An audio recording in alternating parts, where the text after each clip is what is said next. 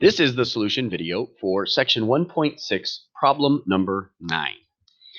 So it says find all values of c such that f is continuous on all real numbers. All right, so you're being told that this function is going to be continuous. So what does that mean?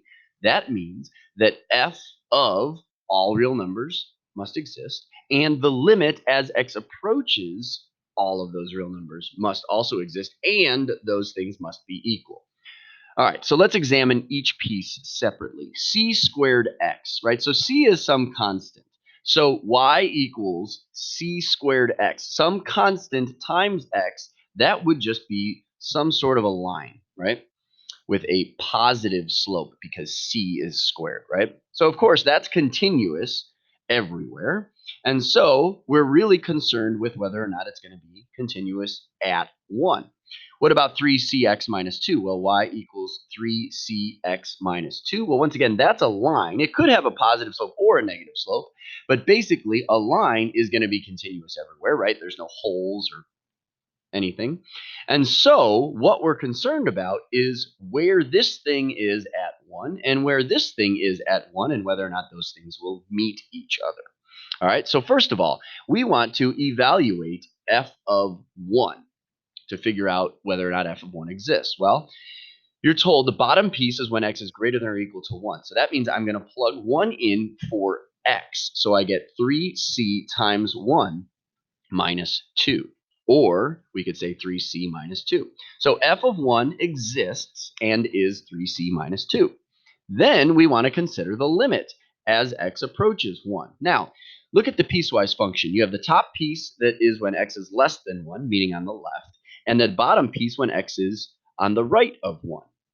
So we're going to examine the limit as x approaches 1 from the left, which would be examining c squared x, and the limit as x approaches 1 from the right, which is on the piece 3cx minus 2. So now, if I evaluate the limit as x approaches 1 of c squared x, I'm going to plug in 1 for x, and I get just c squared.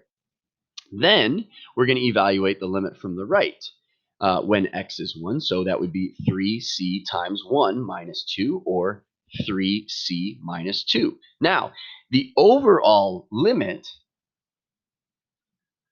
as x approaches 1 of f of x only exists if the limit as x approaches 1 from the left of f of x is equal to the limit as x approaches 1 from the right of f of x. Now, you were told that f is continuous on all real numbers, so these two things are equal, meaning c squared is equal to 3c minus 2.